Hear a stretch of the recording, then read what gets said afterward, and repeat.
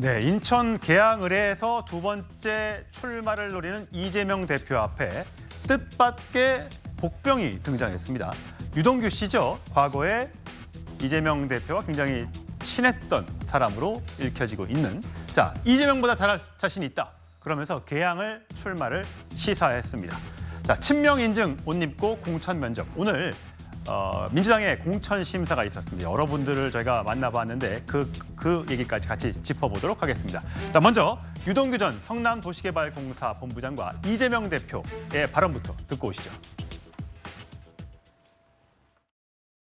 경기도청에 좌진상 우동규라는 말이 많이 돌아다니고 있습니다. 들어보셨습니까? 좌진상 우동규, 제가 정말 가까이 하는 참모는 동규 이렇게 표현되는 사람은 아닙니다. 미안하지만. 네, 그렇게 했다는 증거가 어디 있습니까? 진술에 그렇게 나와 있다. 누가 진술했답니까? 유동규 씨의 진술. 유동규 씨가 진술이 어떻게 증거가 되죠? 조사는 알 수 있는데 기자님이 뭐라고 하더라고 들었다가 증거가 됩니까? 다 거짓말 하는 사람들 아닙니까? 거짓말은 또 다른 거짓말을 갈 거고 수많은 거짓말을 해야 될 겁니다. 네, 거짓말 좀 그만했으면 좋겠다 말씀을 드리고요. 유동규 하나 믿고 이 큰일을 벌였다고요? 유동규가 다 했다고요? 이 큰일을요? 말도 안 되는 얘기 하지 마라. 자, 유동규 전 본부장이 이렇게 얘기했습니다. 이재명 대표보다 일할 자신이 있고 이재명이 자랑했던 정책도 내가 했던 거다. 난 전과도 없고 이재명보다 받는 재판도 적다. 이재명이 선거에 나갈 수 있다면 나도 나갈 수 있는 것 아닌가라고 하면서 계양 출마를 시사했습니다. 김영준 의원. 네. 실제로 출마 선언까지 이어질지는 아직까지는 모르겠으나 이건 어떻게 해석을 해야 되는 겁니까?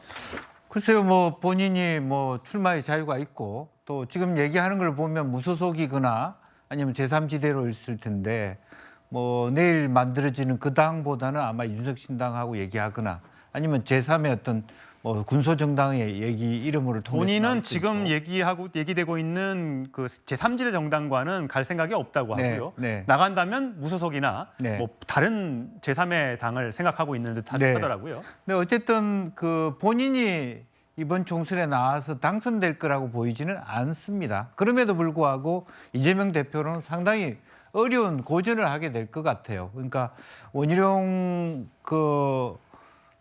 전 지사 같은 경우는, 전 장관 같은 경우는 사실은 객관적 구도로는 이재명 대표가 계양을이라는 특수성으로 보면 우세한 건 사실이거든요. 그동안에 전통적으로 보면. 그런데 유동규라고 하는 복병이 나타나면 실제적으로 보면 상당히 이재명 대표가 공경에 처할 수 있는 부분이고, 그러면 상당히 진짜 더 확전될 수 있는, 즉 유동규 본부장의 얘기는 이재명 떨어뜨리겠다는 얘기로 그렇게 들립니다. 그런 부분에 있어서 아마 더 관심의 대상이 되지 않을까 그렇게 보입니다. 유동규 본부장이 실제로 출마하게 되면 그게 여권표를 뺏어갈지 아니면 이재명 대표의 표를 잠식해갈지 그건 뭐 가봐야 알 것 같은데, 자, 인천 계양을에서는 명룡대전, 자,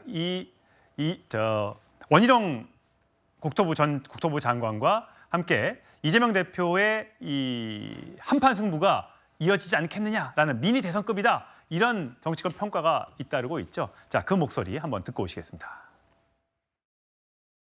자기소개 준비하신 게 어떤 내용이죠? 그거 비밀입니다. 원희룡 장관도 이번에 그 계양을 출마하겠다고 선언했는데 승리 확신하실까요? 혹시 대표님께 곤란한 질문은 따로 없었습니까? 그 걱정인데 다행히 없었습니다. 사법 리스크 관련해서 질문 없었을까요? 자, 고맙습니다. 이재명 대표의 정치는 권력을 잡기 위한 도구일 뿐입니다. 민주당이 점점 개딸들의 지배로 떨어져가는 이유, 이것은 권력만 잡으면 된다는 이재명의 정치가 원인입니다. 제가 그 고리를 끊어보겠습니다. 자, 서정욱 변호사님, 보니까 아까 이재명 대표의 그 장면은 공천 심사를 받고 나올 때의 장면이었습니다. 자, 곤란한 질문 따로 없었냐? 따로 없었다. 웃었고요. 사법 리스크 관련 질문 없었을까요? 자, 고맙습니다. 대답을 하지 않았습니다. 그래서 이제 여러 가지 그 조건들이 이재명 대표를 위한 그런 자격 조건으로 이루어진 것 아니냐라는 비판이 이제 여당 일각에서 나오지 않았습니까? 어떻게 들으셨어요? 저는 원희룡 장관하고요. 만약에 대전이 이루어지면 상당히 좋은 승부가 되고 원희룡 장관이 저는 유리한 면이 있다 봐요. 왜 그러냐면 이제 인물하고 정책하고 이제 구도를 보면요. 인물 면에서 원희룡 장관은 이제 그 야당하고 선거에서 이제 5전 무패입니다. 양천에서 3번에 이기고 제주에서 2번에 이겼죠. 근데 이재명 대표는요. 서초동에서 좀 이게 묶여 있을 수가 있어요. 재판은 일주일에 3번씩 합니다. 그렇다면 선거운동을 제대로 할 수가 없죠.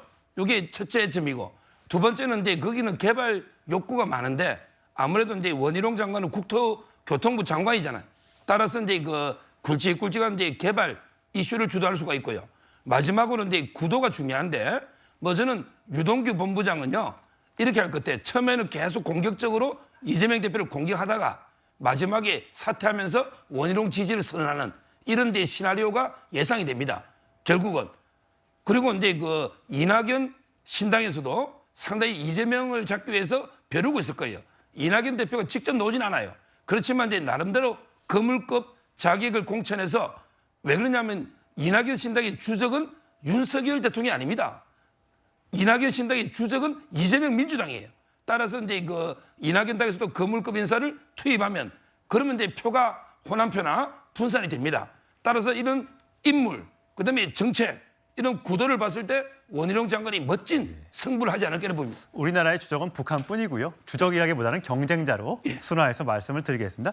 장 변호사님, 그런데 이동규 본부장이 과거에 전과는 없다고 하더라도 현재 대장동 관련해서 재판을 지금 받고 있는 거잖아요. 그러니까 이재명 대표와 마찬가지로 돈을 3억인가 남욱 변호사로부터 받았는데 중간에 착복했다는 의혹이 있는 거잖아요. 그러니까 이런 지금 재판을 받고 있는 사람들이 그 출마를 한다는 것 자체, 물론 이재명 대표도 마찬가지입니다만 이런 것들이 국민들한테는 이거 누구를 뽑아야 되는 건가? 뭐 이런 생각을 갖게 할 것 같아요. 그렇죠. 유동규 씨는 특히 어떤 정치적 소명의식이 있어서 출마하는 것 같아 보이지 않습니다. 오로지 이재명이란 정치인을 내가 대격하겠다.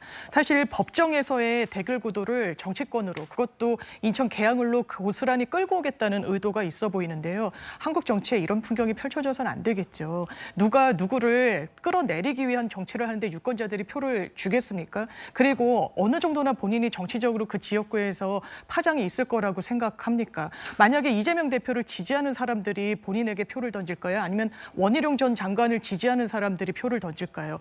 일단 국민의힘에도 별로 좋은 구도는 아닌 것으로 보이고요. 한국 정치사에도 이런 오점이 남아서는 안 된다라고 생각하고 어떤 자신의 이 공판 과정과 관련해서 하나의 방패막이로 생각한다면 모르겠습니다. 뭐 이재명 대표에 대해서도 같은 논리로 국민의힘에서 비판하고 있지만 유동규 씨도 그렇다면 동일한 논리로 비판해서 자유로울 수 없는 거 아니겠습니까? 예.